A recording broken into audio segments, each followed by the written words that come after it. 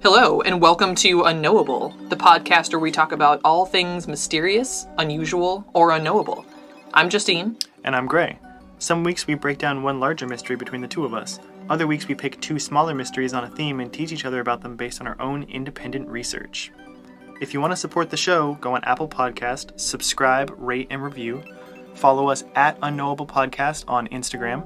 Find us on Facebook, and become a patron on Patreon, where we still have a limited edition Mothman block print. Heck yeah. All right, this week we've got a local to New England topic of the Bennington Triangle. Yes. Which is Bennington, Vermont. Bennington, Vermont, which we have, well, we don't have a connection to Bennington, but we have a connection to Vermont. Correct, yeah. Our grandparents used to live in Pulteney. Right. Which, damn, I totally forgot to check how close that is to Bennington. So Bennington is like the bottom left corner of Vermont, and I think Pulteney is like the middle left of Vermont. Okay. So it's like... It's close-ish. Close-ish. I feel like everything in Vermont is pretty close-ish. Exactly. Unless it's like top versus bottom, but yeah. Right. Shouldn't say top versus bottom. So... Anyways. Vermont. Spooky. Yeah. Right. It's in the Green Mountains, so it's like... pretty untapped wilderness. Oh, yeah. This area used to be, like, logging towns. There's a bunch of, like, ghost towns up there now that have been abandoned since, like, the 1930s. Mm-hmm. Which is creepy on its own. Oh, yeah, super creepy. I want to check out some of those ghost towns. That'd be super cool. Yeah, that have, like, no people living in them anymore. Right. Just been given up to the structures. wilderness. Yeah. Oh, yeah. Yeah, the phrase the Bennington Triangle was coined by New England paranormal author Joseph A. Citro. Yep. During a public radio broadcast in 1992. Yep. So, yeah, this is southwestern Vermont. Yep. Shares characteristics with the Bridgewater Triangle, which is probably a little better known, I would say. People seem to know that of the triangles. I don't know how many triangles there are in the United States, but Bermuda Triangle, obviously. Right. In New England, I think it's just the two. Yeah. Bridgewater and Bennington. And they're pretty close to each other. And the Bridgewater Triangle is in Western Mass. Yeah. Massachusetts. Yep. So, which I have been to Bridgewater before, like years ago for a wedding. Oh, interesting. I wish I knew at the time that it was this spooky place. You made it out alive, though. I made it out alive. Yeah. So, this area has also been called the Triangle of Doom, which I gotta say I don't like as much. No. That honestly, kind of sounds a little silly to me. It's a little, like, melodramatic. Yeah. Triangle of Doom. Because when you really look into it, like, the specific disappearances that make it called the Bridgewater Triangle only happened for 5 years, 1945 to 1950. Yeah. And there's been, like, some weird stuff since then, but, like, the bulk of the Bridgewater, or the Bennington Triangle occurred, for 5 years in the 1940s. And right. Not a huge amount since then. No, and from what I read, like, there's supposedly, I think, like, I saw the word 30 or so disappearances tossed around, but it doesn't seem like there's really any proof of a lot of those. Right. Like, there was a mention of, like, 3 hunters who went missing, but, like, there wasn't any sources for that. Right. So I think there's a lot of, like, rumored stuff, and like, some of that obviously could be true. Right. That people did disappear, but typically when people disappear, something's done about it. The 5 disappearances we're going to talk about today are very, like, well-documented, well-known, and they're definitely, like, weird and mysterious. Yeah. So. All in different ways, too. Right. So... so this actual area, if you're familiar with Vermont, which I knew some of these names, but I've never, like, been to these places. I've driven through Bennington once. Okay. On our epic road trip back from Cincinnati.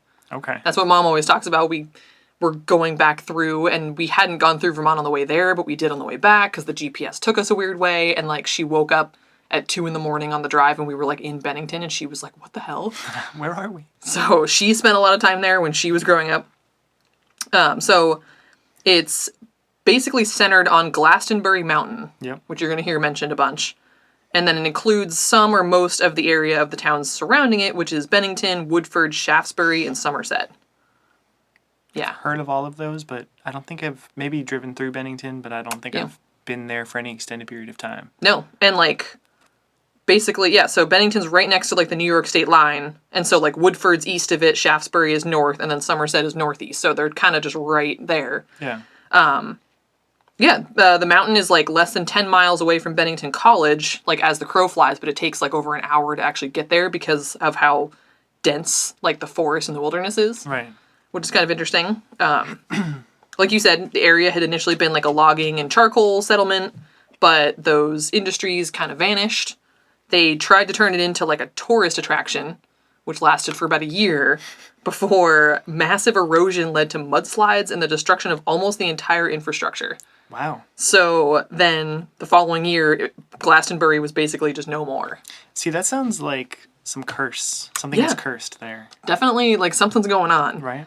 There were like in the 30s, there were only 3 residents left, and then by 1937, the state of Vermont disorganized it, returning it to the forest. Wow, that's an intense phrase. It's creepy. Returned to the forest. Like, I just am imagining this being like a formal, like, the forest is like, we accept. Right.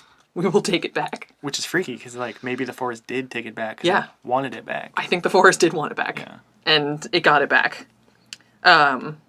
So you probably have some info about, like, the background as far as, like, what the Native Americans felt about the area? Yeah, so there's a ton. It was the Algonquin Native American tribe that lived in the area. There was a lot of just general, like, mistrust of the area, and, like, it was an informal, like, just don't go there. Like, you don't need to go there. We'll get into some of, like, the more interesting, like, legends about, like, creatures and certain things that may live in that area. Yeah. One of which is a man-eating stone. Yeah. Which is a wild thing I've literally never heard of before. Never heard of that. So we'll get into that towards the end of it when we get to, like, our theories. But it was just generally, this area was just sort of, like, held by Native Americans to be, like, a place that you don't really go. You stay away from Glastonbury Mountain. Yep. So, yeah, I heard it mentioned that they really avoided it except as a site to bury the dead. Right. Which does seem odd if you think the site is cursed. I mean, maybe our Western perception of being cursed is different than just having, like, don't go there for fun, but go there to bury your dead, because it's, you know, the idea of, like, a thin place where the, you know, our world and the next world, sort of like the barrier between the two is, like, the thinnest. Yep. So if you hang around there and just fuck around, then you're going to, like, get some... You're going to fall through the veil. Yeah, some dark energy is going to come out of there. But if you go there with reverence and you just bury your dead there as a way to bring their spirits closer to whatever your conception of the next world is, then... That makes sense. You know, they accept you coming in there with reverence. That's kind of how I always think about it. It's interesting. I didn't even think about that. Yeah, I thought that was, like, kind of a weird... When I was reading about it, I'm like, like, why would they bring their dead to a place...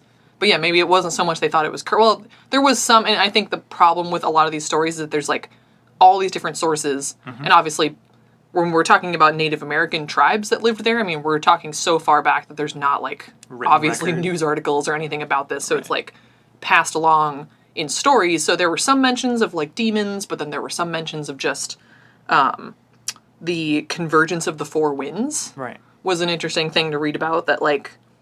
wind patterns having an impact on the environment, and when there's not this, like, definitive wind pattern, then you kind of don't have those natural markers that you would.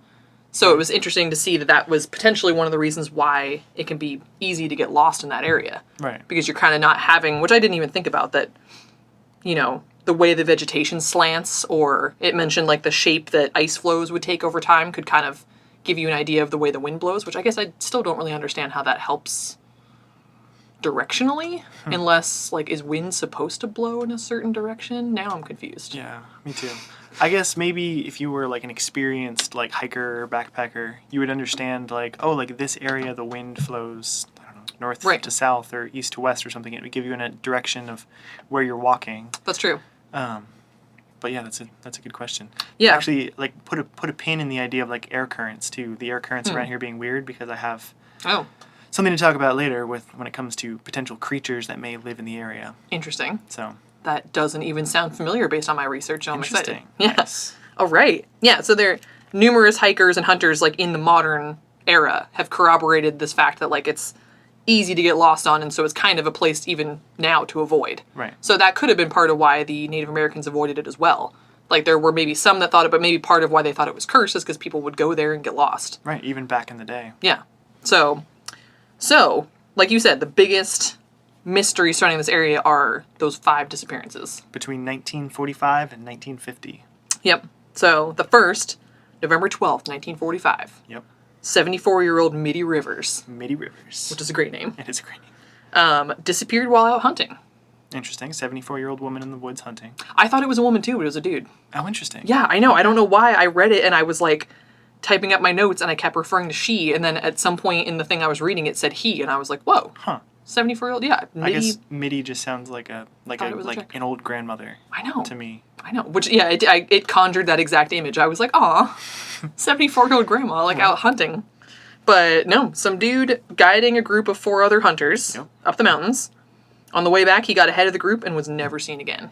Which is wild that he was with 4 people. Yeah. And, like, was able to disappear while he was with 4 people. Like, exactly. How fast was he hiking ahead of them to be, like, completely lost? I know. So he's guiding them up the mountain. Yeah. And yeah, he's a very experienced, like, hunter and fisher. Yeah. It said that he knew the area very well. Yep. An extensive search was conducted, including, like, more than 300 concerned locals and U.S. Army soldiers. Jeez. From, like, a nearby Fort Devens in Massachusetts. But all they found was that single rifle cartridge found in a stream. And it looked like maybe he had, like, bent over to, like, get a drink of water from the stream and it, like, fell out of his pocket. Yeah. And that's it. And yeah, again, like, with him being with 4 people, even if he had gotten ahead of them, you'd think that, like, they would have known the pretty general area where he had disappeared. Right. Like, he couldn't have been that far ahead if he was guiding them. Right. And then all of a sudden he's just gone. Right. It's super weird. So... yeah, so he's just gone, vanished without a trace. Yeah, so this was what is referred to as, like, the Long Trail Road area, or Long Trail area, which, again, you'll hear again. Right. So, second disappearance. Yep. About a year later, December 1st. My birthday. Your birthday, 1946, 18-year-old Paula Weldon. Yep. Which is apparently one of, like, the best-known disappearances in Vermont. Yes. Which was interesting to hear. All roads lead back to Paula Weldon. Yep. Went out for a hike on the Long Trail. Yep. Yep. Coming up again. A lot of people saw her go. Some guy that was like a Bennington Banner employee gave her directions. She was seen on the trail by an elderly couple who were like only 100 yards behind her. Yep. Who noted that she was wearing red. Interesting. That'll come up again. That will come up. Basically they said she turned a corner, and when they reached the same corner, she was just gone. Right. And again, wearing red. Mm-hmm. It was said that this particular part of, like, this trail was very easy. This old elderly couple were walking along it, so it wasn't like some intense hike. But she was just gone. Vanished without a trace as well. Yeah. No body ever found. No. She didn't return to her college campus, so this was during, like, Thanksgiving break, I think it said. She was just going for, like, a casual little day hike. Mm-hmm. Gone. So there's some theories that she moved to Canada to marry her secret lover. Yep. Or maybe, like, moved into the mountains and became a recluse. Which seems really odd. That is, like, was that, like, part of her character? Like, I know. like, classic Paula. Like, classic just Paula. Moving into the woods becoming a recluse. recluse. Like, that just seemed like a weird explanation. I thought that seemed like a reach. Yeah. But, there was, like, a $5,000 reward offer. The FBI helped. There was nothing. Yeah. That's weird. Yeah, I guess a bunch of people, including her father, criticized so at the time, it was just local sheriffs that handled this kind of stuff. Mm-hmm. And they called in help from, like, Massachusetts and Connecticut to aid in the search. And, like, her dad and a bunch of other people were like, this was handled badly. So this was actually the catalyst for the founding of the Vermont State Police. Oh, interesting. 7 months later. And the case is still open. So, Paula Weldon. Still get that $5,000 reward. You can still get that. I don't know how much money that was in, mid-1940s, but... probably a decent amount of money. Decent chunk. Yeah. I would think. Yeah. So that was number 2. Year after the first. Yep. Then we got 3 years exactly. Yep. To December 1st, your birthday. 1949. Super weird. This to me is the weirdest one. Yeah. This is wild. Like, I don't even understand. Like, so James Tedford, he was traveling on a bus coming home from visiting family. Yeah. So he was coming home to Bennington from St. Albans in Vermont. So he was on the bus coming from St. Albans. Somewhere between the last stop of the bus and Bennington, he was seen on the bus after the last stop. But when the bus arrived in Bennington, he was just gone. Gone. But his luggage was still in the rack. Yep. And there was a bus schedule on the seat that he was sitting in. Yeah. But he was just gone. And his luggage included, like, his wallet with cash in it. How the fuck do you disappear on a bus? On a bus. And how did somebody see him after the last stop but not see him, like, what, like, how would you even get out of a bus? Yeah, like, did you, like, jump out a window or, like... Right? Because my thought, too, was, like, how did somebody not notice him, like, even disappear? But I think one of the things I read said that the bus only had, like, 14 passengers on it. Okay. So, which presumably, like, I would imagine, again, this is, like, people are getting off at different stops, so maybe it was, like, diminished by that point. Right. So I'm thinking maybe he was, like, in a window seat, alone, nobody was across from him. But yeah, like, how do you... Like, even the driver said that he saw him. Right. After that last stop. So how, like, just physically, how did he get out of that bus? Yeah. And why did he get out of that bus without his luggage? Yeah, without anything. Yeah, that's the weirdest one to me. That's I mean, a wild one. all of the other ones, there's like 10 different theories of what could happen, but like, I got nothing for that. No, I really don't. And when it comes to like a lot of like my potential explanations, like there's one that's just kind of like a general reach one, but I'm baffled. Yeah. I got nothing. Baffled by that. So, yeah, so that was number 3. In 1949. 1949. So less than a year later, October 12th, 1950, 8-year-old Paul Jepson was with his mom in the truck. Yep. Actually, reading this name, there were like several sources. One said Jepson, and then some said Jeffson, like Jeph.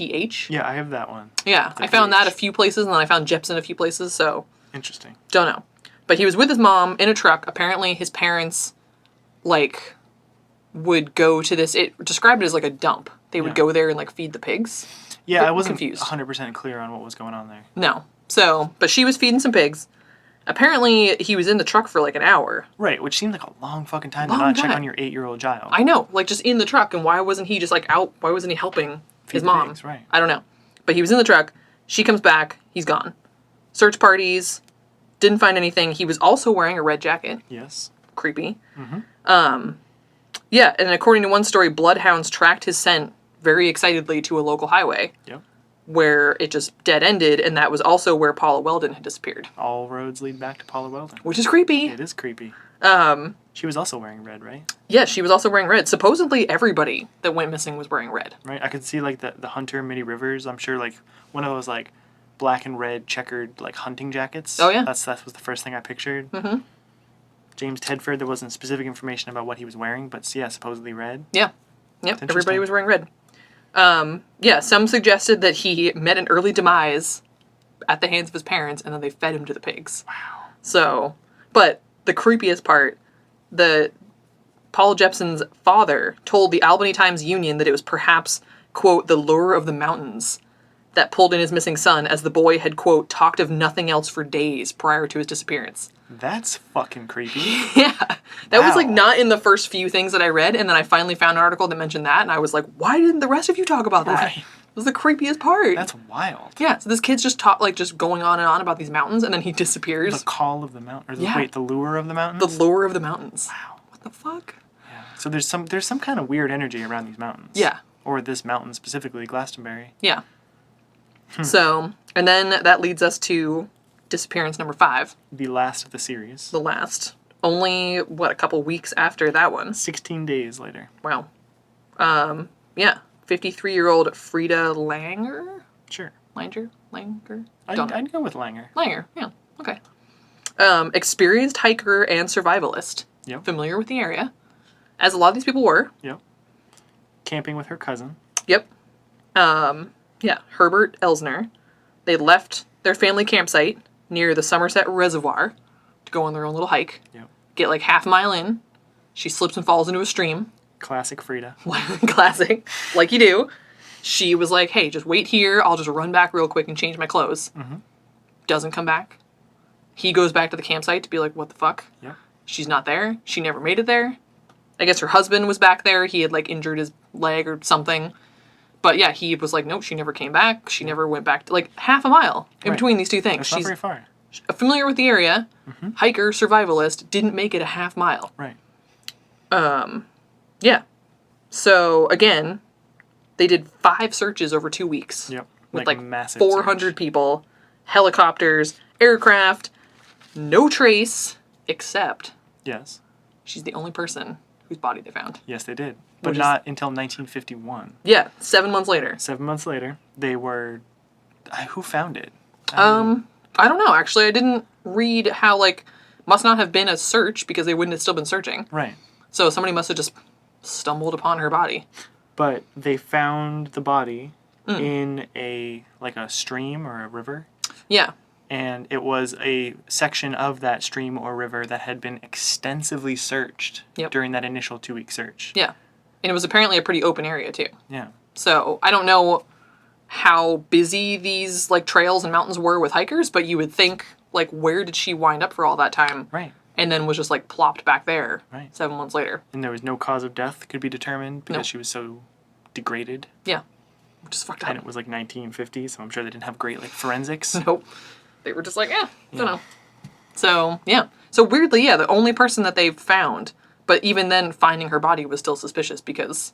Yeah, they had searched that area extensively first. They wouldn't have missed her there. And, again, if people were hiking along that area, if it was, an open area, people wouldn't have just missed her all that time for 7 months. Right. Nobody saw her. So, it just feels weird that she, I don't know, got taken, killed, who knows, and then returned back, right around where she was. Right. Creepy. Super creepy. Yeah. So yeah, these are the 5 disappearances that kind of gave the Bennington Triangle its name and the reputation for being an area where people disappear. Yeah. It's interesting. I think the 2 creepiest ones for me are James Tedford on the bus disappearing. Yeah. And that Freda Langer, her body turning up where it should have been and her disappearing a half mile away from her, in the distance between her husband and her cousin. Right. A half mile, not that far. Not that far. It's wild. And I mean, Paul Jepson, too. The lure of the mountain. Yeah. Each one of these disappearances has, one little creepy detail that you're like, oh, that's weird. Yeah. This could just be a simple thing. Even the Paula Weldon going missing. The one odd thing about her was that people had said that, that was December 1st. We live in New England. We know what the weather's like in December. It's not warm. No. And apparently, she left kind of in the afternoon, and she wasn't really dressed for what she should have been, even if she was going on a casual hike. Right. So it seemed odd that she had kind of gone off unprepared in that way. Right. Again, not going for a massive hike, but still, even if you were just going for a walk through the woods, you wouldn't wear a light freezing. coat. Yeah. Right.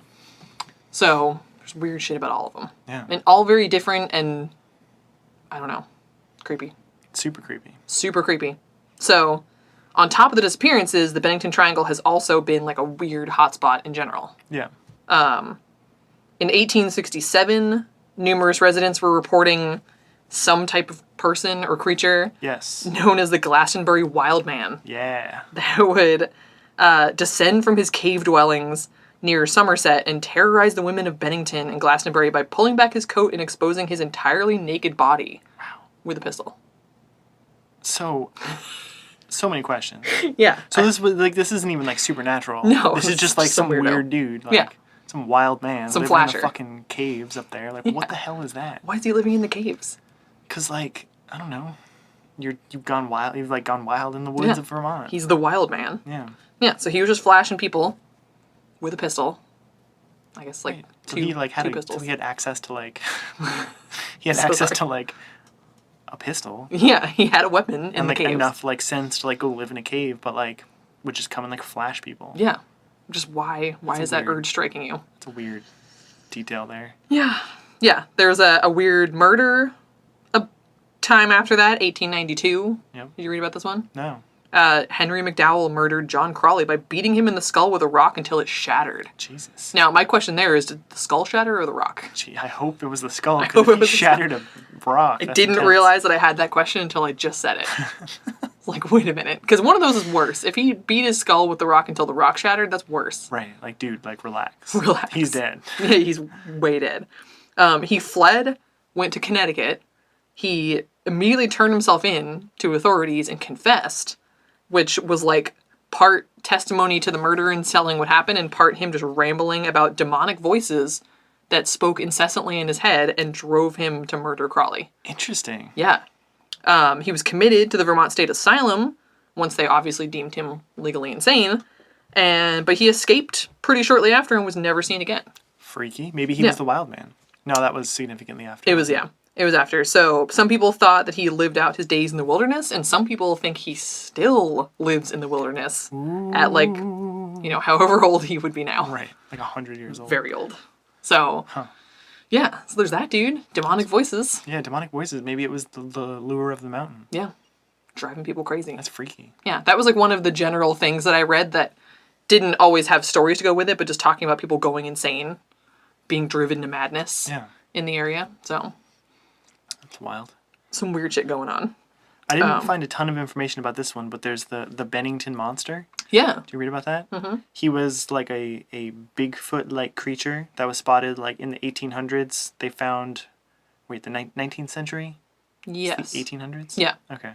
So the early 1800s, they found like big footprints in the area of Bennington. Creepy. And then various people throughout time saw a stocky, hairy creature that was like a small Bigfoot, basically. Oh, interesting. Or like a Bigfoot-like creature where he's all hairy and, there weren't any like, really like, it was mostly just sightings. There weren't any like, oh, like this person was like murdered by Bigfoot or anything. Yeah. But that's supposedly living in or around Bennington. Creepy. Right? Yeah, there was some story about him attacking a stagecoach passing through Woodford on present-day Route 9.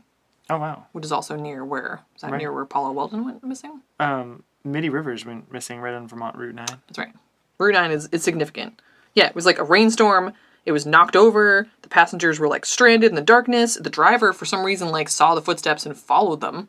And then, like, it wasn't until his lamp or whatever, like, lit up this pair of yellow eyes, which then, like, roared at him and then ran away. But yeah, he said it was like 8 feet tall and covered in hair. Yeah. I wonder how that fits with like various Bigfoot sightings, I know. Is that just like standard Bigfoot? Or is that like its own sort of like offshoot of Bigfoot? Right. Sounds like pretty similar. Yeah. It would match up that like nobody had been, they were attacked, but who knows why. Right. What if they just happened to be going on the road and he happened to be crossing the road and then they came out of nowhere and he was like, Jesus. What the fuck? And him attacking was really just him like running into it by accident because like, it's dark and it's raining. He's like, shit, guys. Came out of nowhere. Which, can't really imagine a stagecoach like coming out of nowhere, but like not like they can go that fast. Haul ass, You think? I don't know. I wonder how fast a stagecoach can go. I don't know. It's sad to think that I'll never ride in a stagecoach. Yeah. You probably could somewhere. I could. Yeah, I'm sure there's some place. I feel like it could be nice. I don't think that'd be like that smooth of a ride. No. I always feel bad for the horses too. Yeah. They don't want to do that. I know. I can't. They just want to run free. Yeah, the horses like with the stagecoach or even just being ridden by people. Mm-hmm. Like they don't really want to do that, right? City horses in Central Park. Yeah. Oh, that hurts my soul. Yeah, it's awful. We watched Robin Hood, the Robin Hood with Kevin Costner recently, and like throughout the whole movie, like they're riding horses and stuff, and I'm just like, dude. They don't want to do that. They don't want to do that. They're like wild stallions. They just want to go run in the woods. They're getting stabbed and stuff like in battle by accident. I'm like, they didn't ask for this. Like that movie Braveheart. Yeah. So much horse death in that movie. Yeah, it's terrible. Horse death all over the place. Yeah, I can't handle seeing horses like get hit by spears and falling over. Like they're such awkward animals too, and you're just like, like you fall over so weirdly. You're just like a tree that just crashed down. Oh. Yeah. Wow. Anyways. So anyway, horse detour. Yep. So there's that guy. There was another weird murder. Assuming it was a murder. 1897, John Harbour in Waterbury, out hunting with his brother and a friend. They were a bit away from him, and they heard a single gunshot, and then they heard him yell that he was shot. So they go to look for him, but they couldn't find him until like late the next morning. It's like 11 a.m. This was November. All of these weird fucking things happening in like the last few months of the year, which is odd. Like none of this stuff is happening in the spring or the summer. They found his body beneath a fallen cedar tree, his legs splayed, his rifle fully loaded next to him. And weirdly enough, his corpse, like there was a big pool of blood several yards away from where his corpse was. So it was like he had been shot and died, but then moved, oddly. Weird. And he didn't fire his gun, so somebody shot him and then, I don't know. That's weird. Moved his body after he died? I don't even know. Under a tree? Yeah. So the case was never solved. So that was just some weird shit. Interesting. Yeah. Just to add to the pile of weird shit. Right. The pile of weird shit. Yeah. Which brings us to the man-eating stone. Yeah, so this was weird. I don't think I've ever heard of another, like, folkloric legend like this. No. Where, like, according to Native American myth, there was a big stone that you could stand on, and as you were standing on it, it would essentially, like, liquefy or partially liquefy, and you would, like, fall into it almost like quicksand, and it would just suck you in and would, like, consume you, and you would just be gone. And so, like, the Native American myth was like, dude, don't stand on any stones around Glastonbury Mountain. Huh. Weird. Super weird. Yeah. So there's, like, a theory that, like, some of these people may have been pulled. Like, what if it's something sort of like a Venus flytrap or like one of those, like, pitcher plants where it, like, lures its prey onto it with, like, pheromones or some sort of something, like, lures it on, and then you stand on the stone and it just, like, eats you. And then you're gone. Maybe that was a lure of the mountain. Oh, creepy. And what if that stone isn't just a singular stone? What if it's part of the mountain itself? Oh, creepy. So that's, like, its little, like, feeding, like, mouth. Because they're all disappearing in the same areas. Right. So maybe the lure of the mountain is the mountain itself luring you to its mouth, which is this weird stone that can consume you. That's creepy. Super weird. I've never heard of that before. Yeah. Like, nothing even close. No. Ugh. No, I don't like that. No. There's a lot of supposed UFO sightings. Yep. I didn't find any, like, actual stories, per se, about that. Right. But it was just mentioned. And, like, a lot of people supposedly have seen, like, column or silo-like lights while hiking as recently as, like, the mid-'80s. Interesting. Yeah. That was my only, like, sort of, like, Hail Mary explanation for the guy who disappeared on the bus. Yeah. Was, I don't know, alien abduction. Yeah. You know, you could just beam him out of the bus at some point, or maybe, you know, the whole idea of, like, missing time. They, like, stopped time for a second, went on the bus, grabbed him, started time up again, and everybody on the bus was unaware. Right. That's the only thing I could think of. And even that's kind of a stretch. It's kind of a stretch. Just kind of a stretch. Just a little bit. Just a little bit. I mean, we believe that stuff, so it's not that much of a stretch, but it's up there. Yeah, no, there's obviously Bigfoot sightings. It said early loggers and settlers were startled by strange lights in the skies. So, matching up with more UFO stuff. There was a guy even, like, in the early 2000s, in 2003, that was driving near the mountain when he spotted a, quote, black thing near the road. Yes. That was covered in black hair and well over 6 feet tall. I think that was the Bennington Monster. Yeah. Yep. Yes. Weird. Apparently, like, several other people reported similar sightings around that time. Which seems like it's distinct from, like, a Bigfoot sighting. Yeah. Because it's, like, got black fur and it's just seems like its own... Like, they didn't describe it as a Bigfoot. They described it as, like, this thing or, like, this monster or whatever. Which is weird because, especially, like, in the 2000s and stuff, like, people know of Bigfoot. That would be your cultural touchstone to go to. You wouldn't, like, make up a new taxonomy for this thing that you saw unless it was distinct from your idea of what a Bigfoot looks like. Right. Interesting. Yeah. Don't know what he was doing by the side of the road, but chilling. Just hanging out. Don't ask questions. There was a guy in 2008 who got lost in the Bennington Triangle, but lived to tell the tale. Whoa. Yeah. He went out for a day hike off of Harbor Road in Woodford Hollow, the exact same place where Paula Weldon was last seen. Shit. Yeah. He, like, ate lunch on top of Bald Mountain, walked back towards Glastonbury, and then he was heading back towards his car, which, like, should have been 3 miles tops, but he, like, hiked 4 or 5 miles and, like, wasn't at his car at all. He was confused. He said that he swears he was walking on the right trail, which, like, obviously, who knows? Right. Fog rolled in, started getting dark. Of course, like, his headlamp was broken, and he had no compass, GPS, map, or even a watch. Way to go, dude. What the hell, dude? So he couldn't locate the trail, but said he was oddly drawn to this large maple tree, where he kind of, like, went and hung out. He said, quote, it was really expelling a sort of, I don't know, a really weird haunting energy. So he went and hung out by this tree. That's freaky. Yeah. He was an experienced hiker, which... I mean, he didn't have a compass or a GPS, so I'm not really sure about that. But I don't need a compass. I'm experienced. Yeah, I know this mountain. Yeah. So he tried to get some rest, but it was too cold and wet, so he made a fire. Figured, like, once the sun comes up, I'll find my way back. Like, no problem. When he did try to make his way back to his car in the daylight, he, again, like, probably hiked another 3 or 4 miles, which he estimated would have been maybe, like, a half mile at the most back to his car. He reached a wilderness sign telling him that he was almost at the peak of the mountain. So he was just, like, all turned around. He said it didn't make any sense at all that he ended up, like, 6 or 7 miles from his car rather than the quarter mile that he thought. Yeah, it's weird. So he was just all messed up. He said he started walking back, because then he was like, okay, I know I'm going in the totally wrong direction. He passed that same maple tree, so it was like the area he had just been in the night before. Yeah. And he said that the trail seemed completely foreign. Like there were trees down and all kinds of stuff that he just hadn't seen the night before that he would have noticed. Because he had been in that area before it started getting dark, so it's not like he was just wandering around in the nighttime. Right. So he was finally found that morning, and he said before he had lost the trail, quote, everything like crescendoed into this weird sort of dizzying confusion. It just suddenly got dark, and then it was like, where am I? What's going on? I was totally lost. Which kind of freaked me out, just that he supposedly experienced hiker, like knew the area, and all of a sudden was just, heading back to his car and was just struck with this... Panic? Yeah, this like weird confusion and panic and like didn't know what was going on all of a sudden. It sounds to me almost like a parallel universe. Like, maybe that's what's going on in the Bennington Triangle. Maybe it's a thin place. We're going to get into parallel universes when we talk about Skinwalker Ranch, but yes, maybe this is sort of a similar thing where there was like a, all of a sudden he was transported to another universe that looked very similar to ours but had a different geography. Yeah.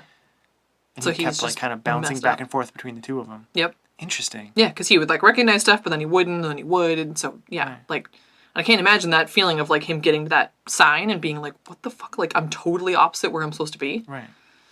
So and luckily they found him. He's on a trail too. Yeah, he's on a trail and said he knew where he was and knew that he had been on the right trail, but he like had no explanation for what happened. But was he from this universe? Exactly. Maybe he was rescued by people from our universe. Yeah. And he was really from the other universe. Yeah, we don't know if the correct dude came back. Right. Which is creepy to think about. And then the last weird thing that I found was in 2018, last year, a twin-engine plane mysteriously went down in the woods on Bald Mountain. Wow. Same mountain. About 3 miles off Route 9. Pilot had like 6 years of experience. They said weather wasn't a factor. He was dead. And they couldn't find out what caused it to crash. But it was just weird that and he wasn't like aiming to land in that area, so it's not like he was like close to where he was going. Like I think he was just flying over, going somewhere else. So it was just odd that like he kind of got caught in this. I don't know. The call of the mountain. Yeah, and like plane went down, and then boom, and you can't even ask him what the hell happened. Wow. Because he's dead. That's freaky. Yeah. So yeah. So theories. Theories. What the fuck is going on? So Bennington. Obviously, there's aliens. There's aliens. That's always one possibility. These people could have been abducted. Yep. They could have abducted Freda Langer, the very last person to be found. They could have abducted her, did experiments on her, dumped her back where they found her, and that's why she was gone when they did the initial search, but her body was found later. That would kind of make sense. Yep. Why were the other ones never found? They could have just dumped them who knows where in the woods, and they just, naturally deteriorated. It's thick wilderness, man. Right. So that would make sense for the guy on the bus. Yep. The guy on the bus was just like abducted or somehow taken from the bus by aliens. Could like almost make sense for the kid too, even with the kid talking about like the woods or the mountains or whatever. Just there have obviously been cases where people have been visited by aliens more than once, especially being a kid. Right. I mean, if those people didn't suspect that he was abducted, which why would you unless you were into that? Right.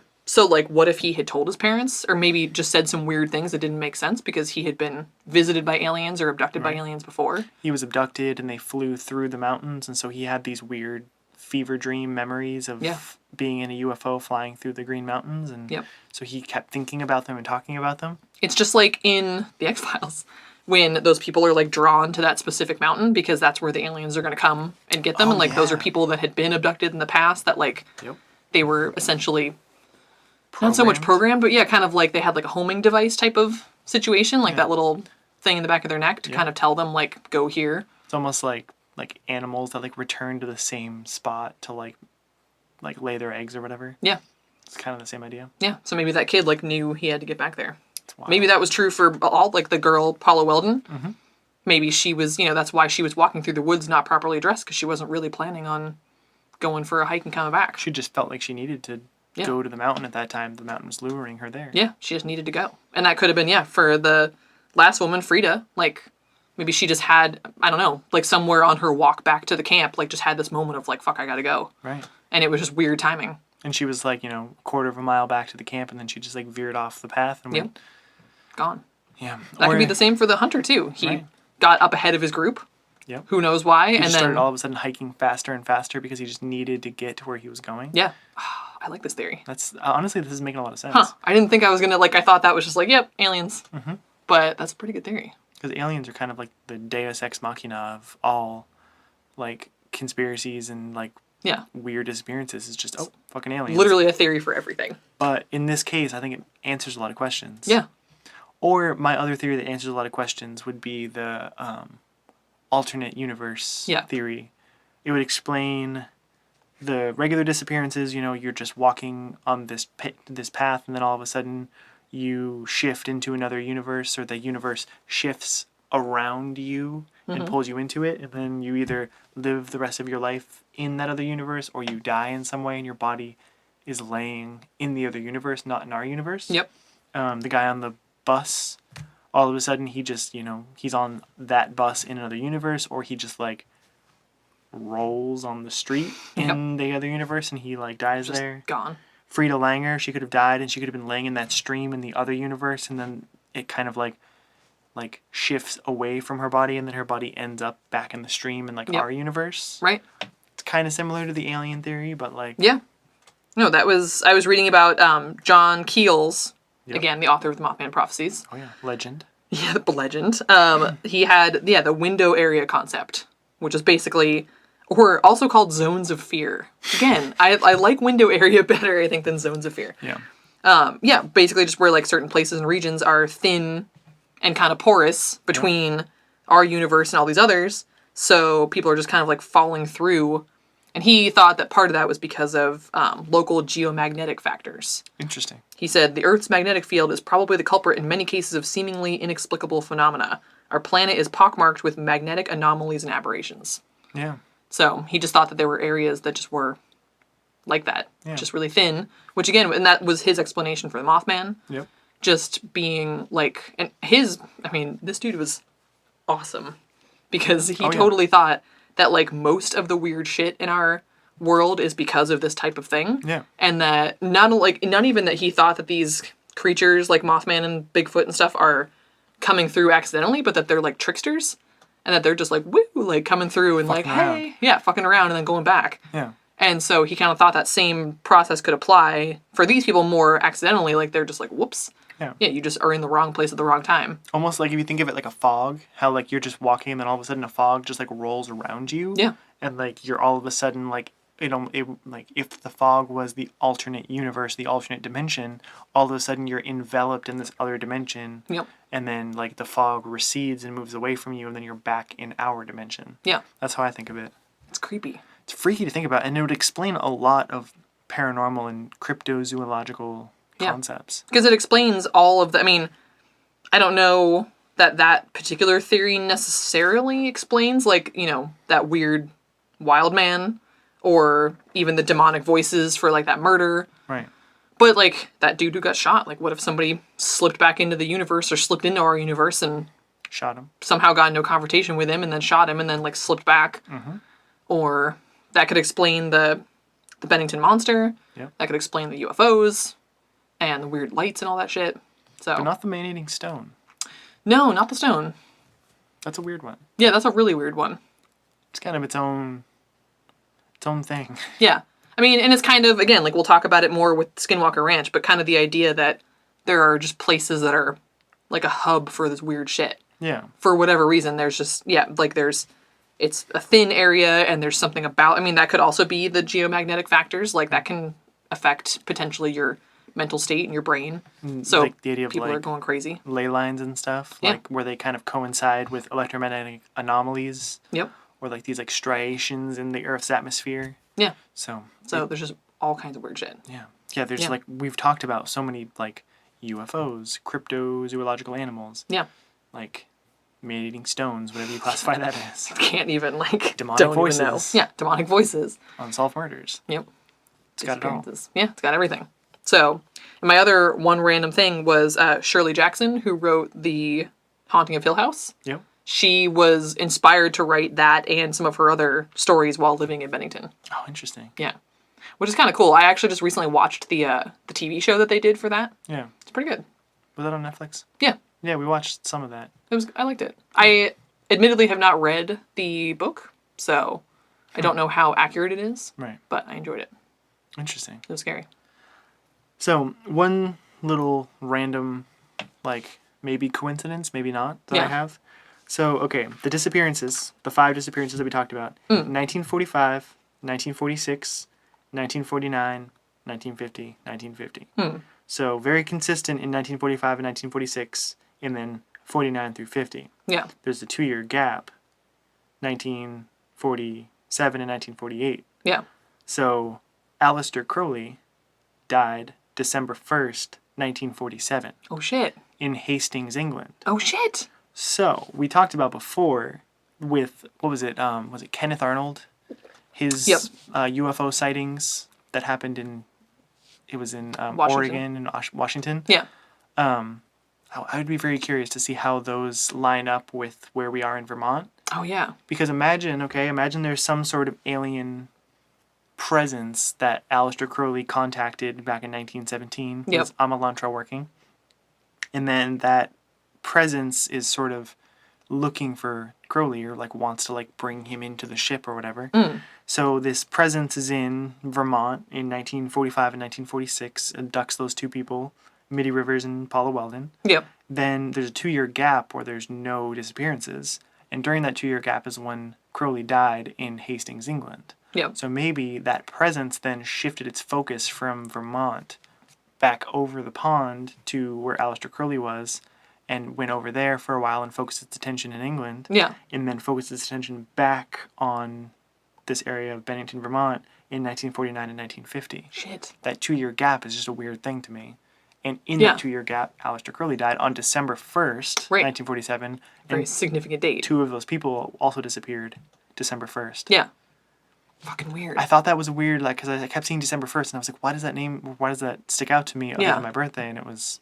Other than my birthday. Aleister Crowley. No big deal. I'm trying to remember now when those Washington sightings were. Because that was in the mid-40s as well. Because I remember they kind of, like, tracked across the United States. Yeah. And I wonder, like, where they ended up. Oh, shit. Right? Maybe we'll have to update this episode in a few years. I know. Or not a few years. Because I totally, like, had a map, too. And it's, like, somewhere, but I can't go around for it right now. Yeah. But I have it somewhere. Shit. So, more on that later. More on that later. But yeah, that's... Oh, wait. One more thing. Oh, one more thing. So, the only other, like, weird cryptozoological animal that I looked into that sort of could be a potential explanation for some of this. Do you read anything about Thunderbirds? I have heard of them. Yeah. So, they are a concept in a lot of Native American legends. Yep. Where they are sort of like a supernatural, godlike being. Yep. That has certain powers or whatever.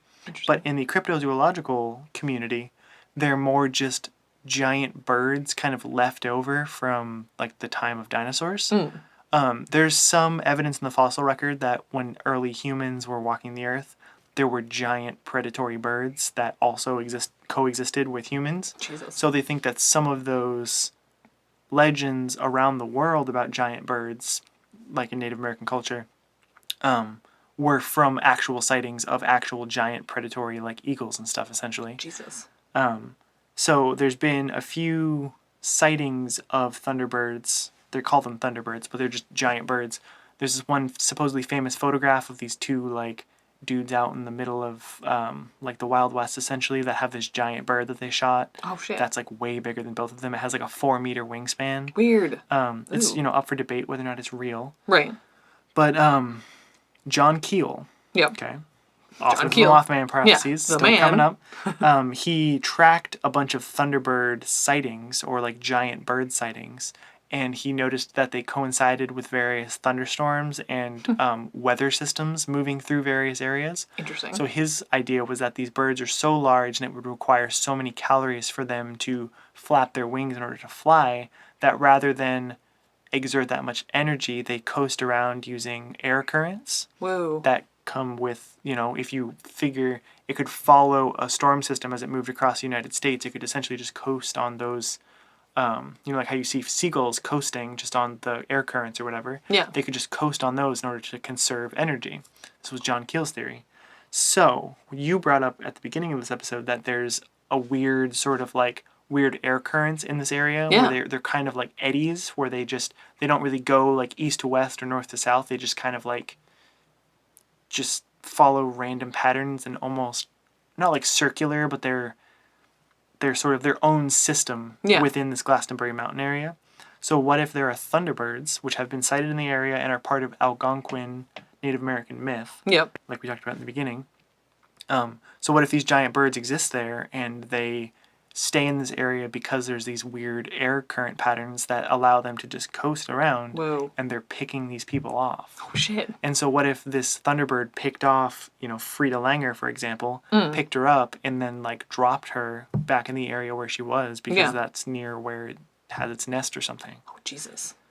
So that was a weird, like, random little tangent that I went on, but I was like, that actually would kind of explain almost everything except for James Tedford in the bus. Yeah, right, because I feel like people in the bus would have known if a giant bird like came in and got him, like just grabbed him through the window and was like, see ya. Right.